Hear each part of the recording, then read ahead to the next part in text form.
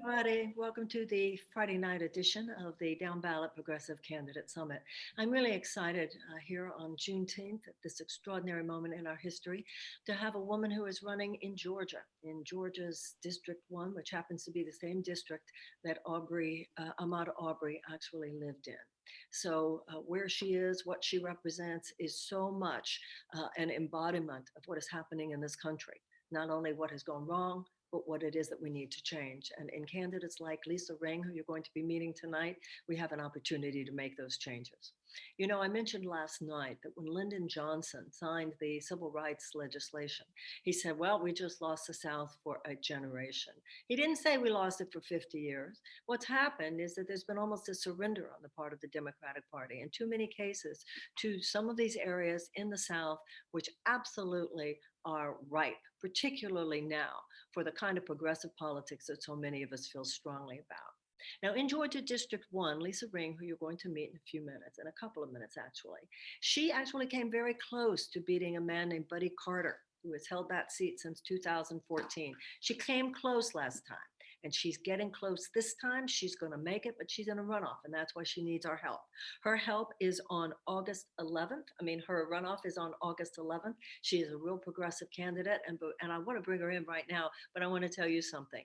Her picture on her website is so badass that this is a woman who, from the minute I saw her picture, I went, I want to have lunch with her. I wonder if she's going to have lunch with me. So, Lisa, I can tell you honestly, I'm happy to meet all of the candidates that have been with us in the summit and all of the candidates that we've endorsed, but you really have been very compelling to me, and I really am very glad to meet you tonight. So welcome to the summit. I'm so glad that you're here.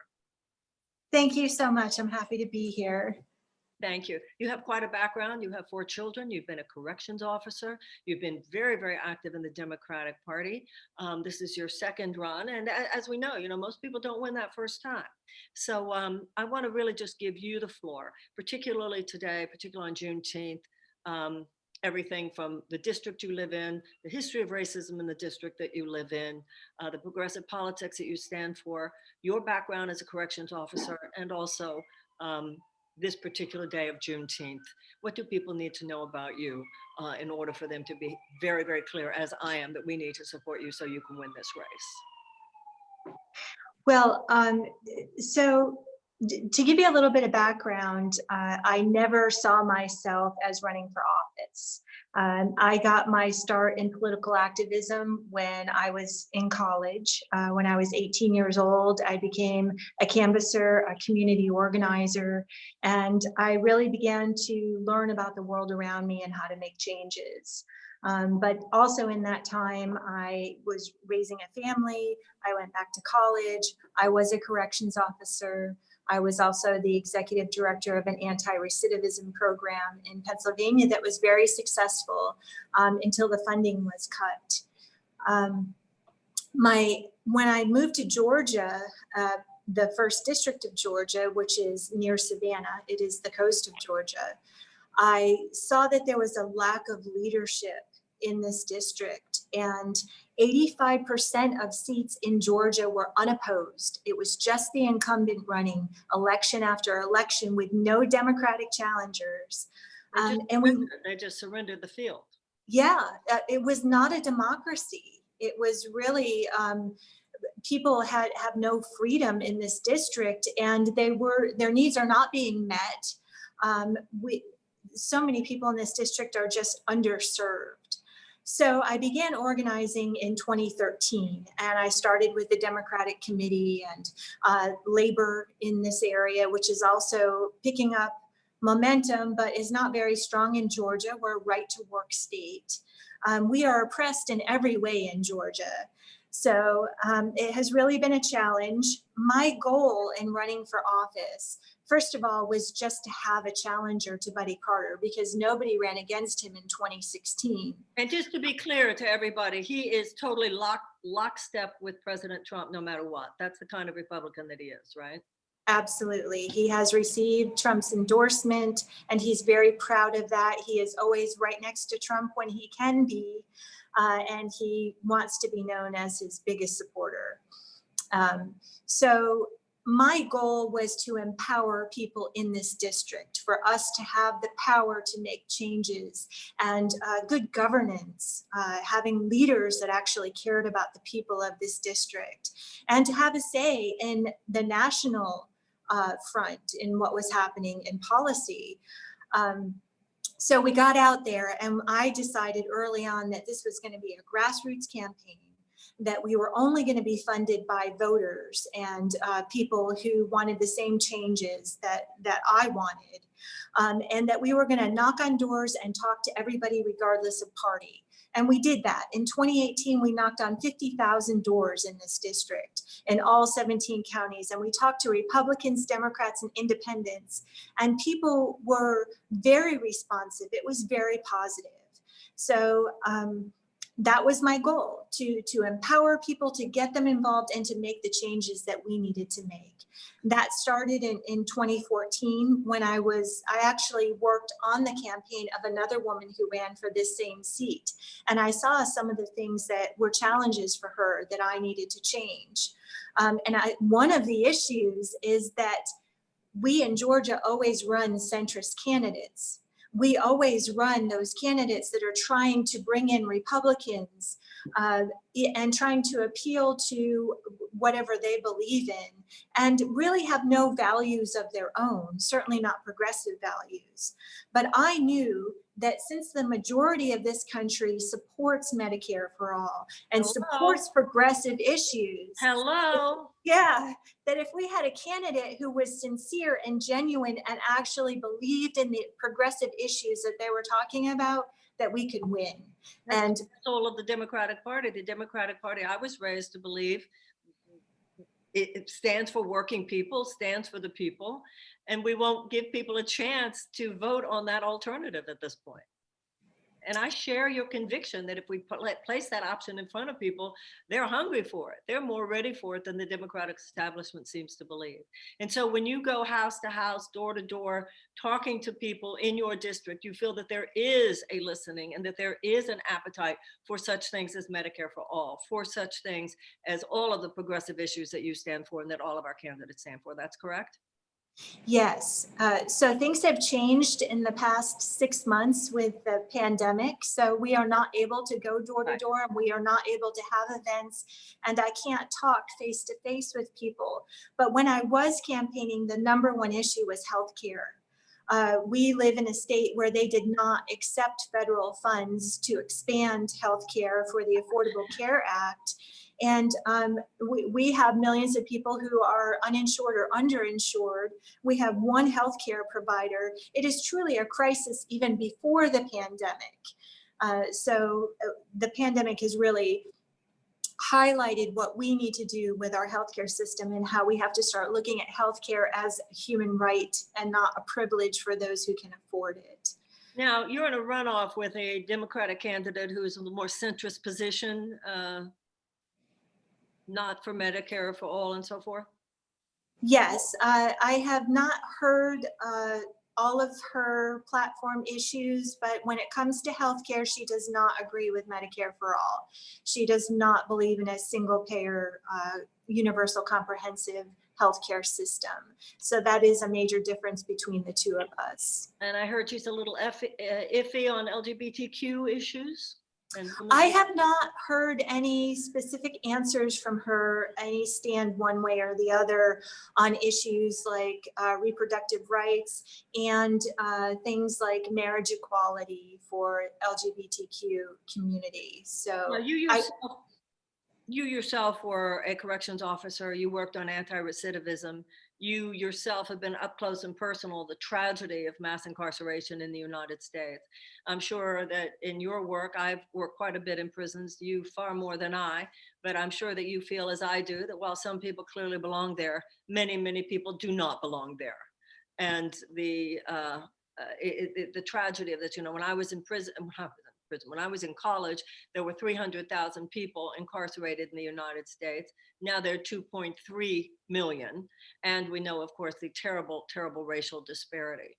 The kind of anti-recidivism programs that you were part of, you said the funding was taken away for that program, right?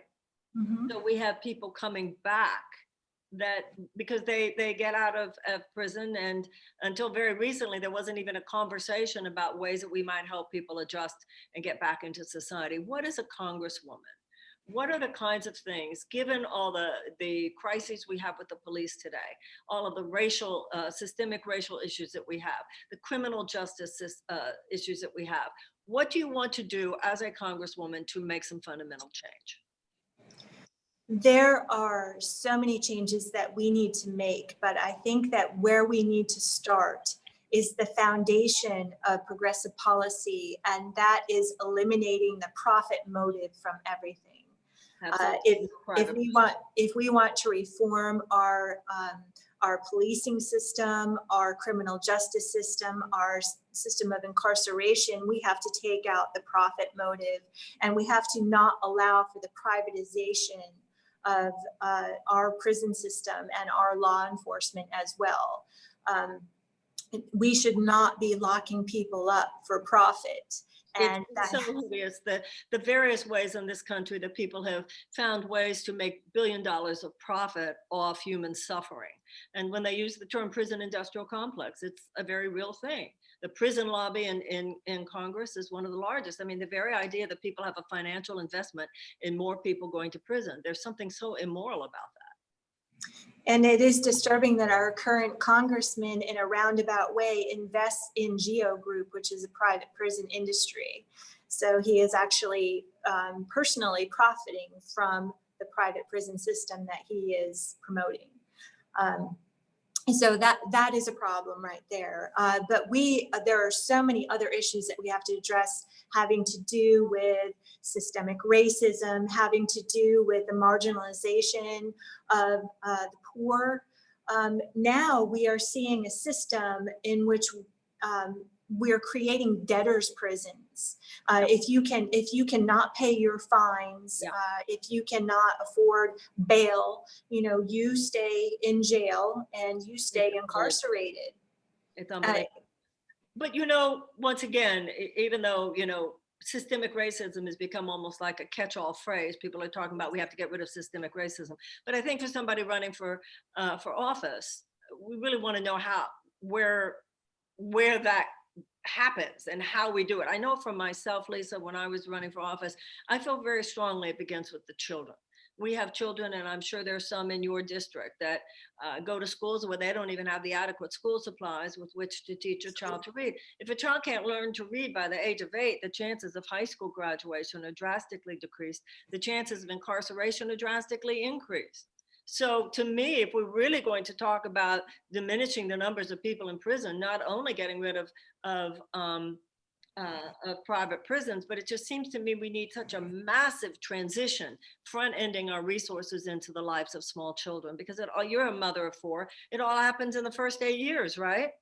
Yes, absolutely. And education is an issue not only throughout the country, but in this district where we have segregation of our educational system. We have public schools that are not receiving the funding that they need, that don't have the teachers that they need, and cannot provide any resources such as, social workers, guidance counselors, anything that our children need, no wraparound services. And then we have private schools that are receiving our tax money. And that is where the more privileged kids go. And it's on our dime. Instead of investing in the education of all children and eliminating that process of segregation in education, we are creating the divide and allowing it to happen. There's something so immoral about basing our educational funding primarily on property taxes. It means a child grows up in a poor neighborhood will get a less quality education. And it feels to me, Lisa, that to withhold education, a really high quality, I feel every public school in America should be a palace of learning and culture and the arts. To withhold a high quality education from any child in a country as rich as ours seems to me like a passive form of oppression. And it all starts right there. I mean, even when they talk about race-based policies like historical Black colleges or to help with home ownership, these kids are locked out by the time they're 10 years old. Yes, and to address the problem of systemic racism just requires so many policy changes, such as redlining, so that people of color are not receiving mortgages or loans to get houses in certain areas. The small business process, not allowing for money for the opportunity to have a small business.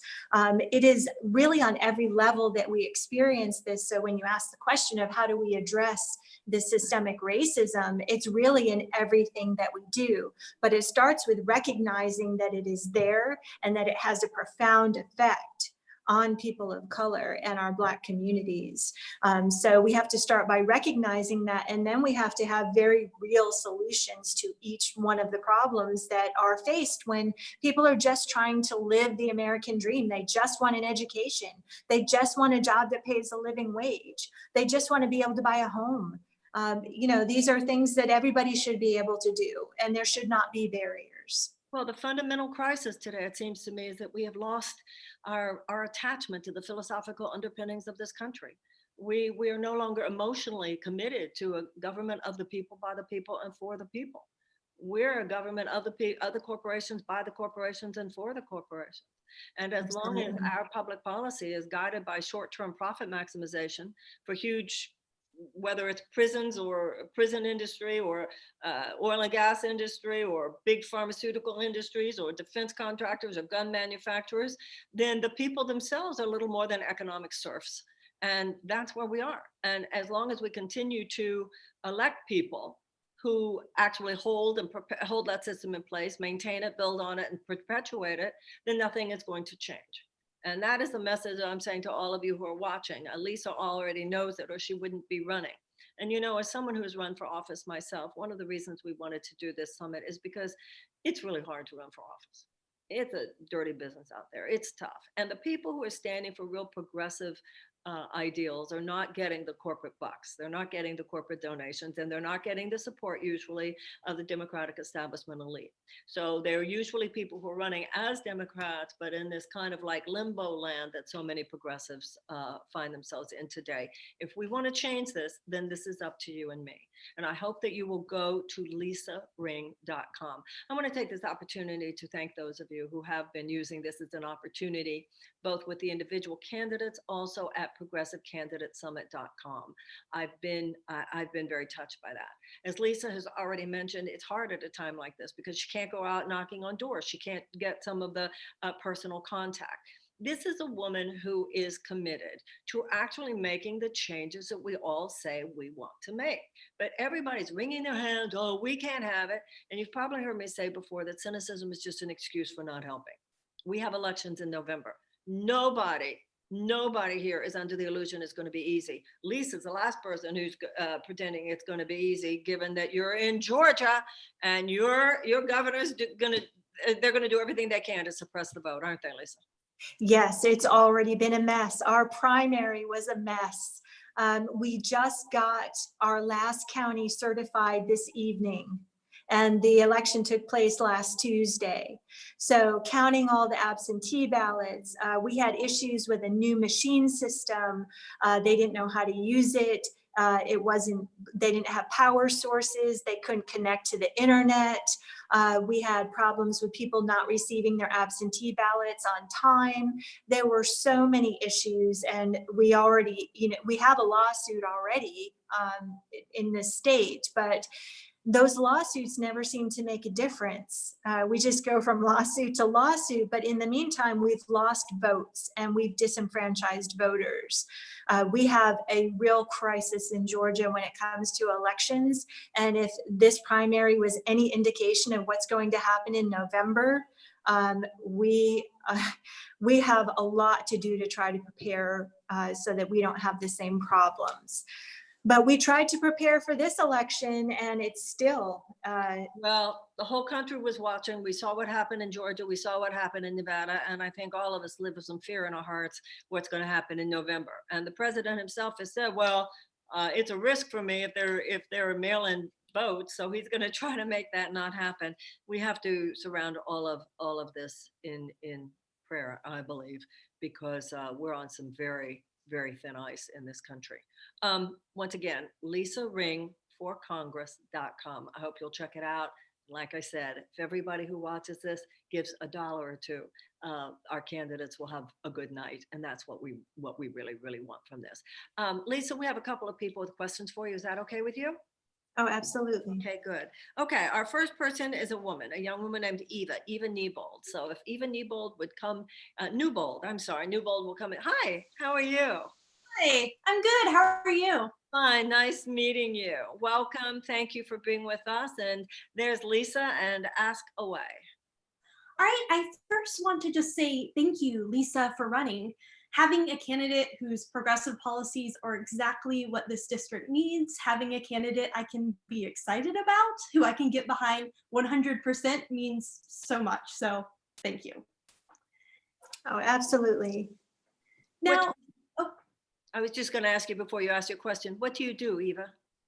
I do a few things. I work for a local church. I'm the director of religious education there. Oh, how lovely.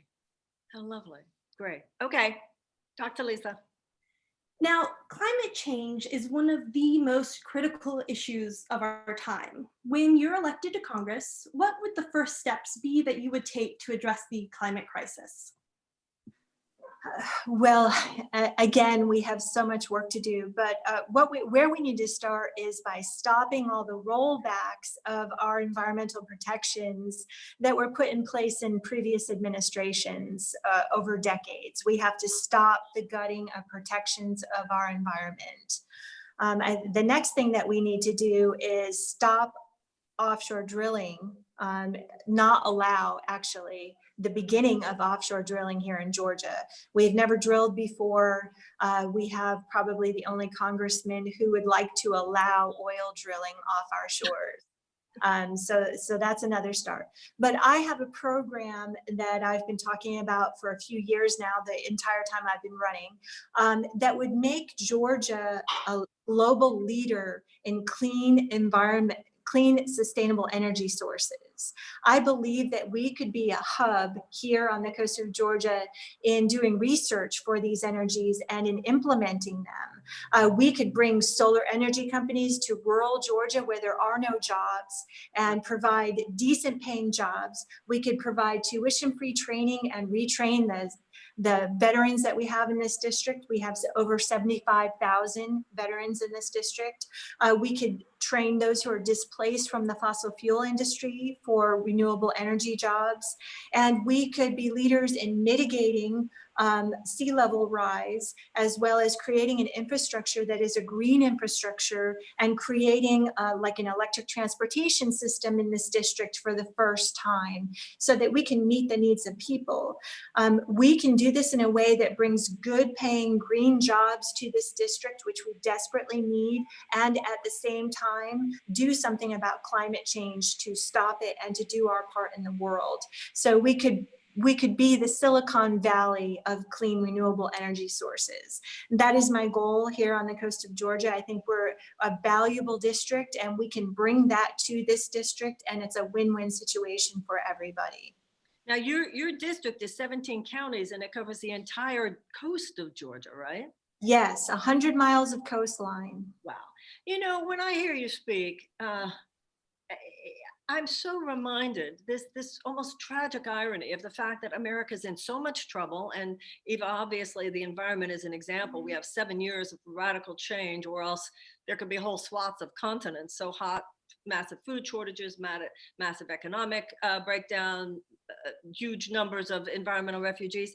And yet everything that Lisa said, we could do it differently. And we have in every area, environmental, children, education, economics, we have the people and the best practices that absolutely could demonstrate a fundamental change. We just need to get people like you in there to make those, with those levers of power, so you can make it happen. Eva, how did Lisa do with her answer? Did she satisfy you? Yes, that's exactly the answer I would want from a representative. I mean, the climate crisis needs to be addressed everywhere, but in a coastal district, it's imperative.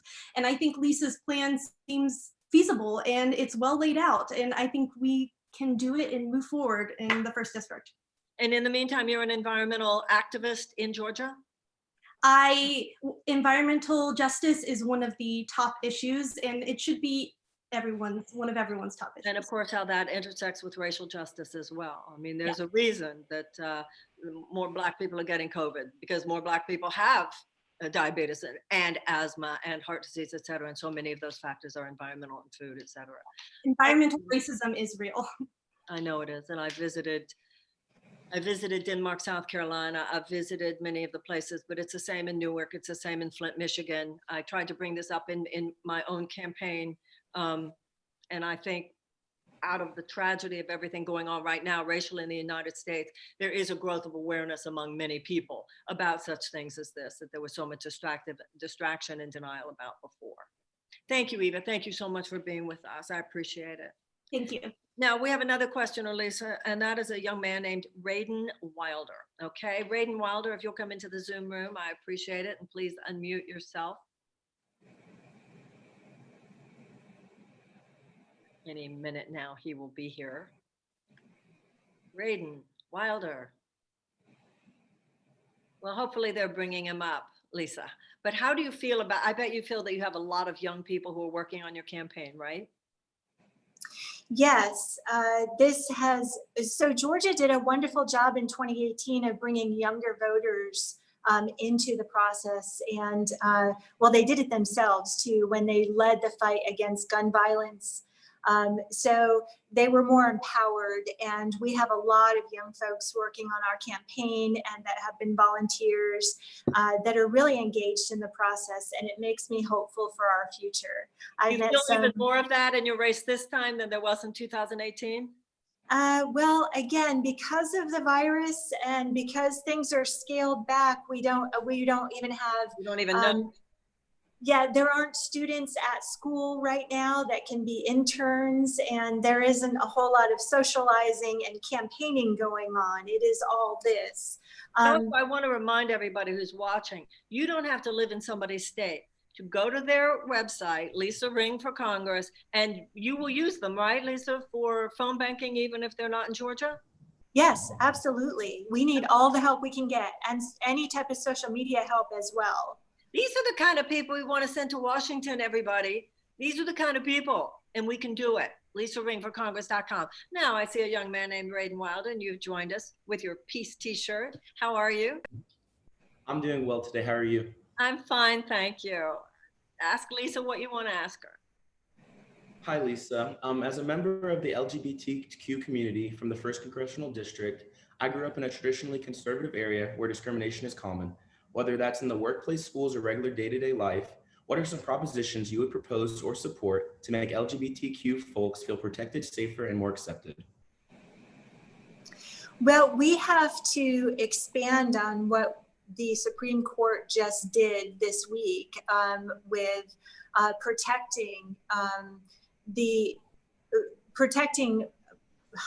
putting protections in place against discrimination. We have the Equality Act, which seems to get caught up in the Senate and stalls there, that we need to pass. The Equality Act, which calls for not discriminating on the basis of a lot of different qualities, but one of them is sexual orientation, the other is gender, and really expanding the definitions of what it means to discriminate. We have to not allow for the, particularly in Georgia, as you're familiar with, religious freedom movement that allows people to discriminate on the basis of their religion. It allows them to deny services, or to deny things like adoption to LGBTQ people, and that cannot be allowed. So we have to expand these protections and not allow this discrimination to happen. So that's a start. But also we have to do things like provide health care. Provide health care for trans people. We have to include those protections. So the whole host of social issues that affect all of us are really personified in the LGBTQ community, and something that we have to be more mindful of when we talk about these issues. You know, I'm sorry, when I was a child, I remember being taught, not just by my parents, but even in school, what the ideal is in this country. And I remember how one of our founding principles is unity in diversity.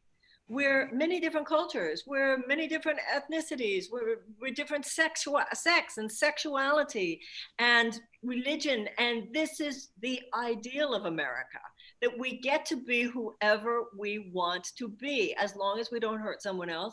And yet we are united in these common principles. And it seems to me that our lack, as I was saying before, we've lost our emotional and psychological bonding with those principles. It shouldn't matter how you feel about gay people one way or the other. It shouldn't even matter what your religion feels about gay people one way or the other. The issue is that that gay person is an American, and that we should all be committed to the idea that whether they're trans or LGBTQ or whatever, that the same rights apply to every single American. And it seems to me that this is such a time in our history for all of us to re-embrace that ideal. And the fact that we have a diminished commitment to that is as threatening to the underpinnings of this country as any enemy we could ever come up with. Are you feeling hopeful yourself, Raiden, as a young gay man, and particularly in Georgia, not just in the United States, but in Georgia? Where do you feel we are, and how do you feel?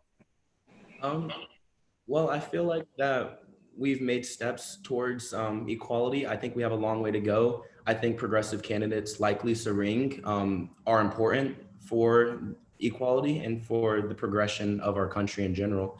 So I'm hopeful. I'm nervous, I'm worried, but I'm hopeful that there's candidates that are moral and honest and that genuinely care about everybody in the district, whether they're LGBT, Black, white, no matter their religion, that they're going to be represented fairly and equally by our Congresswoman.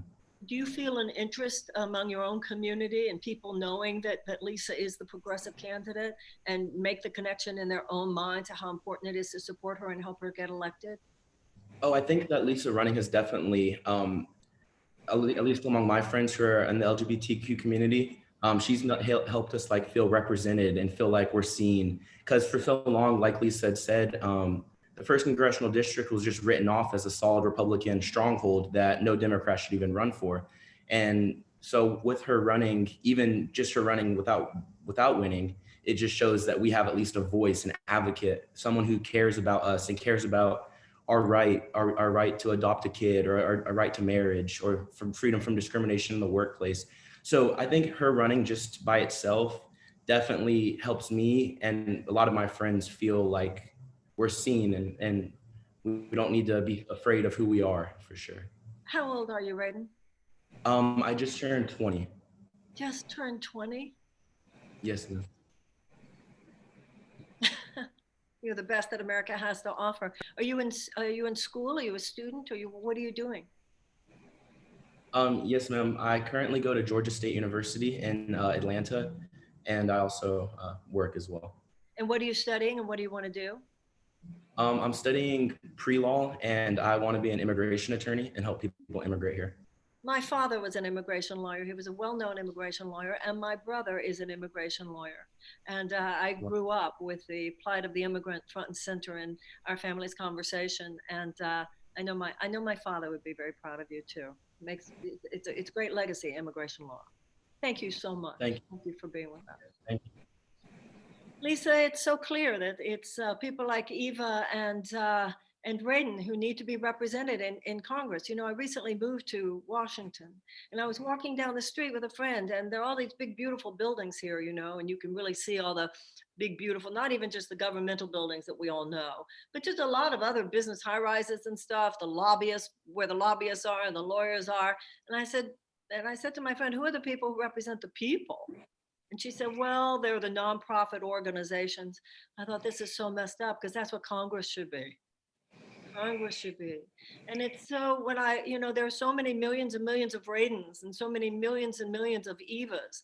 And I understand the impulse of the heart that leads you to want to go to Washington, to go through what you're going through as a candidate. And I really admire you that you've come back again the second time to make it happen.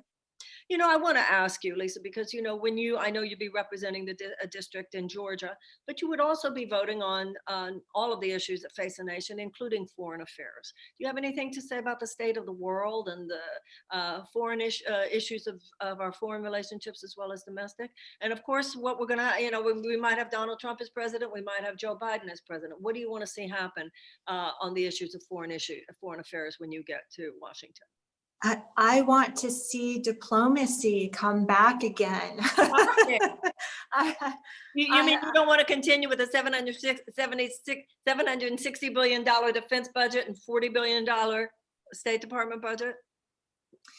No, see, I'm a military mom. We are a military family, but I recognize that war should never be the answer, that diplomacy should be the answer. And that, when we talk about raising the defense budget, we're not talking about people like my son being paid more than $5 an hour to do their job. When we talk about our military, in our district, 18% of those who serve, military families, are receiving food assistance, and they're getting food from food banks that are near bases. So first of all, I want to slow down, and I want you to say that again, because I want everybody who is listening tonight to be really clear. I want you to say it again. I want you to say it slower, because it is so shocking. I've heard it before, so it's not news to me, but it's so shocking. Please say it again. The percentage of people in the military who are on food assistance. Please say it again. 18% of military families are receiving food assistance. These are people who have devoted themselves to our country and who are working full time and not being paid enough to take care of their families.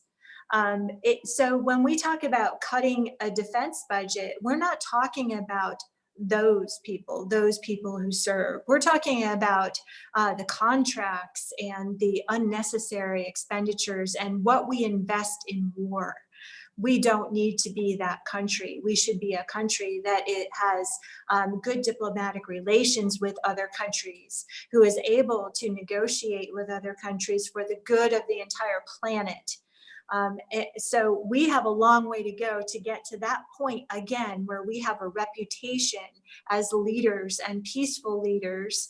And we need to go beyond what our reputation even was toward peace, and not be so quick to jump into a conflict or to a war. And nowadays we don't even declare war.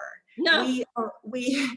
We do these military actions without actually declaring war, so that we don't have to follow certain guidelines, which is even more. The National Defense Authorization, once again, Nancy Pelosi, the Democratic House okayed that this year and didn't take away any of President Trump's power to deal with Iran however he wants to deal with Iran, including military action. The grip that the military-industrial complex has on Washington, on both parties, and as you said, it's not like it's to give money to the actual men and women who are going overseas and having to fight these wars. It's things like those B-21 Raiders, $560 million each, the Air Force ordering 100 of them. Most people don't realize this. When, somebody might ask, well, what does a bomber have that it costs $560 million each? Well, what it has is that it drops both nuclear and domestic and regular bombs. So then you take it in and you say, well, why do we need 100 airplanes that drop nuclear bombs? You drop 10 of those and it's over for human civilization as we know it. Obviously, this doesn't have to do with our security. Obviously, this has to do no differently than you talked about all the money being made on our prisons. It's all the money being made on war. The situation has become so corrupt that I think it's very difficult, it's very uncomfortable for people to really recognize that our government is a system of corruption. Our economy is a system of cronyism. Our policing is a system of violence. And it's difficult to take that in, because a lot of people say, if I really take that in, it will be too uncomfortable. But I think that's what adults do. That's what a mature mind does. You have to look at it. You're the mother of 4. If God forbids your child is sick and the doctor tells you the test results came out bad, You wouldn't say, oh, I don't even want to hear about it. It's terrible. You'd say, tell me everything so that we can figure out what we're going to do about it. Right. Yes, we have to live in reality. We need to look at the way things are and we need to change them so that we are actually doing our job and meeting the needs of people. That is the sole purpose of government. Government doesn't exist to make a profit. It is not a business. It shouldn't be run as a business. I couldn't, that when people say this, our government should be run like a business. No, it should not be run like a business. It should be run like a family. You put your children first. You put your children first. Everybody, I want you to go to lisaringforcongress.com, and I want you to do everything possible to help this woman win. It's not easy to win races. If we really want to claim this country for conscience, if we really want to shift from an economic to a humanitarian bottom line, if we want to have trickle up economics rather than trickle down, if instead of looking to a bunch of corporate aristocrats who drop crumbs from the table in the form of job creation, if instead we recognize that when people are educated, when people have access to capital, when people have access to health care, they have access to their own creativity and productivity, and that's where money comes from. This is a fundamental paradigm shift. We can make this shift, but only if we put people in Congress and in the White House who are prepared to do that. And it comes down to you and me. It comes down to the voters. And we're living at a time of an awakening. Don't you think so, Lisa? I mean, with everything going on in the country right now, people are waking up. I would like to think so.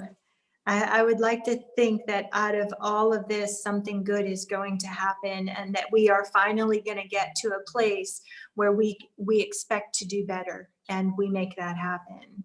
Yeah. When you were talking about race before, when I was a little girl, I'm old enough that I remember when I would go to the Medical Towers building with my mother, and there was a sign in between the elevators that said colored bathrooms downstairs.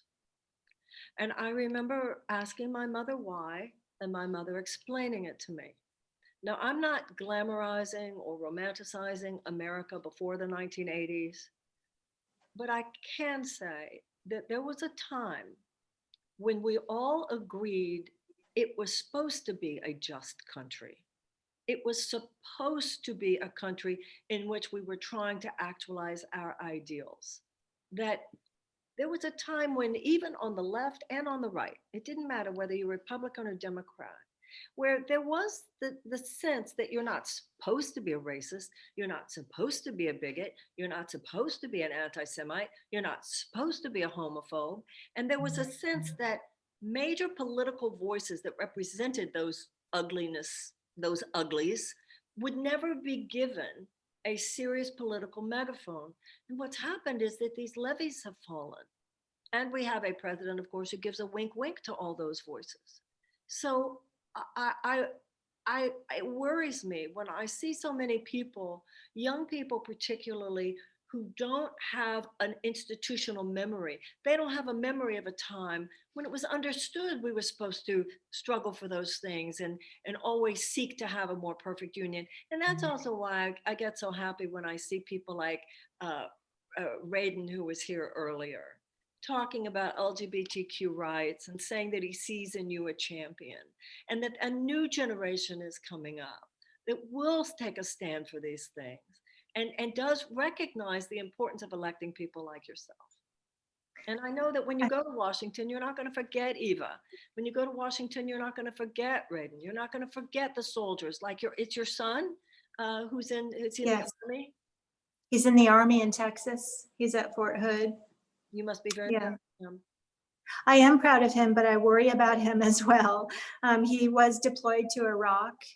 He's only just turned 21 and he's already experienced, the military in its full glory. I am very proud of him, but I worry for him and for all of us.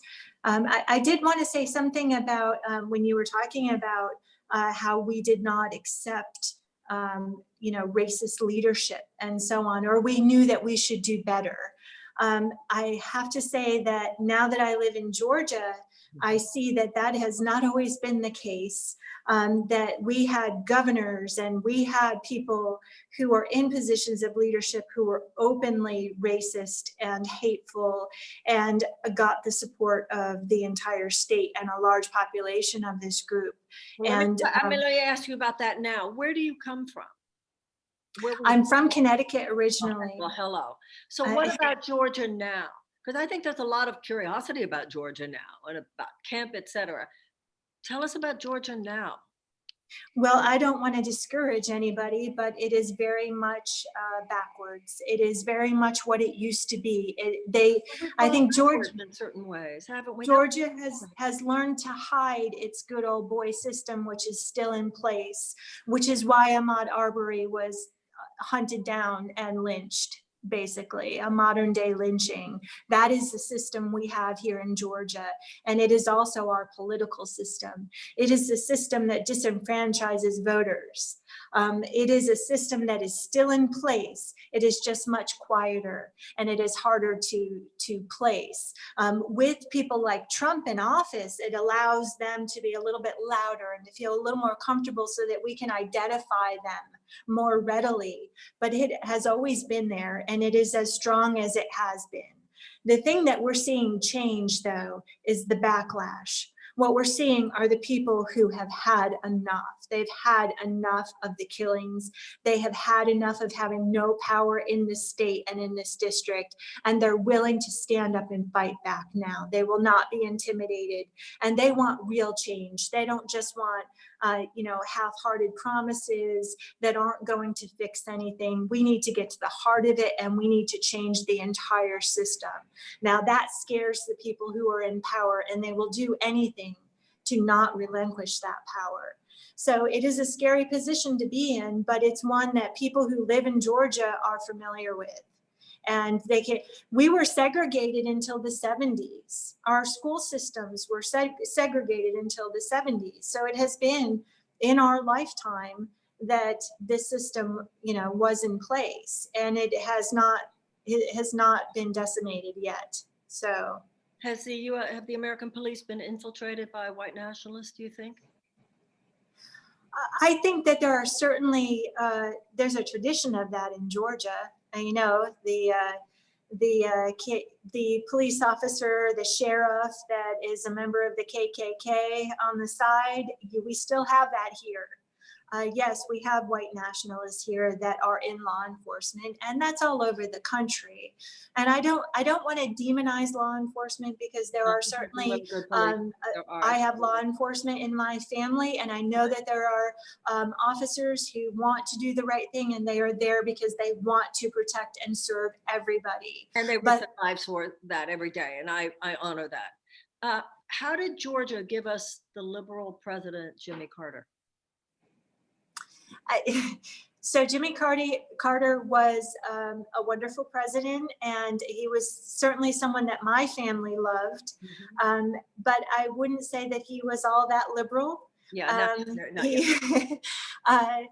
He certainly did have a sense of equality and dignity for all. And I think that may have maybe been a personal thing, something that he was established in his family, or maybe from his faith. I don't know. It was a quality of his character, I think, but that is not very indicative of the state of Georgia. And you have people in your district who want to fix that, who want to transform that. And absolutely. The way to who demand it. Wow, Lisa, I very much admire you. I admire you that you're running. I admire you that you're speaking truth to power the way you are, particularly in a state like Georgia. I hope that those of you who have watched tonight will do everything you can. Go to lisaringforcongress.com or go to progressivecandidatesummit.com. You can donate in either place. I hope you're calling your friends. I hope you're texting people. I hope you're telling them. I hope you'll be looking back. We have these on YouTube. This interview will be posted. Be involved. There are so many ways of being involved right now, and all of us need to be involved. And This is a multidimensional problem we have in the United States. It's a multidimensional answer, but you cannot underestimate or you cannot overestimate the role of electoral politics in turning this ship around. November is going to be a hugely important issue. And Lisa's district, she's in Georgia. We already know about voter suppression in Georgia. So we got to help her in every possible way. And she's got a runoff. That's on August 11th, right? Yes, August 11th. 11th. Okay. Any final words you have to say to people, Lisa, before we close? I just want to say that, first of all, I never thought that I would run for office, but then I thought I would be a one-time candidate and I would not run twice. But then a week after the election, I realized that we had come so far and I couldn't just walk away, that we had more work to do and that the district was counting on me to lead that work. And I really have gotten the support of the district people who have put in their time and money and effort, and we have to keep going with this. So my only goal, it's not necessarily to win a seat and to be a congressman. My goal is to make as many changes as I can possibly make and to have a positive effect, not only on this district, but on this country. I think that we can provide for people and we can create a life, we can do better than what we've been doing. We should expect more and do better so that we can all live our best lives and we all have the same opportunities to do so. So I will keep fighting until I'm not fighting anymore. I don't foresee that happening. But I need everybody's help. I've always said from the beginning, I can't do this alone. It is not about me. It has never been about me.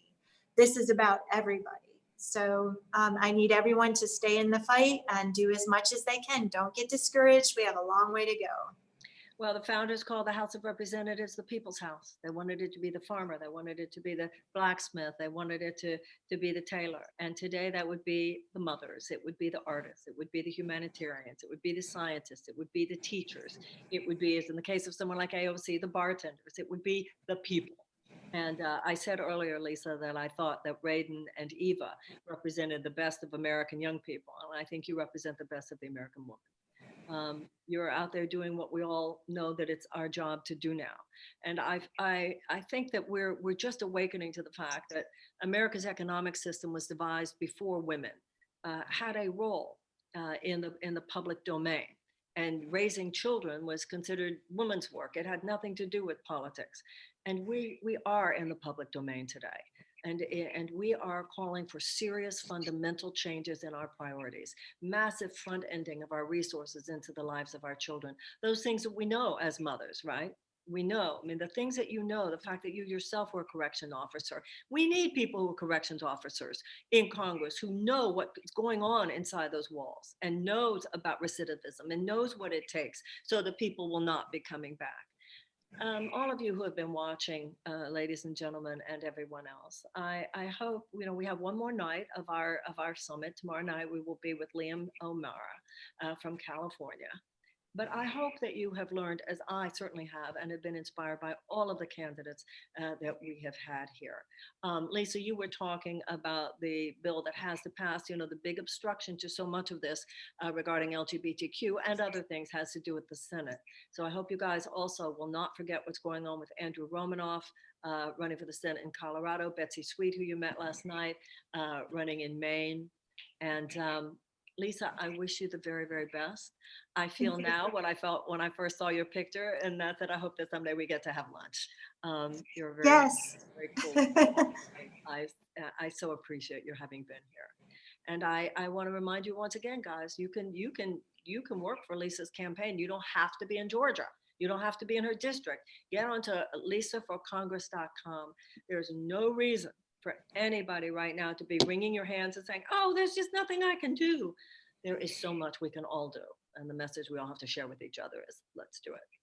Much love to all of you. Lisa, God bless you. Good luck. Thank you. LisaRingForCongress.com. Remember, go to the ProgressiveCandidateSummit.com. Give what you can. Tell your friends about it. We have one more night to go. I hope I see you tomorrow night. Thank you so much. Bye, Lisa. Bye-bye. Thank you so much. I look forward to meeting you in person.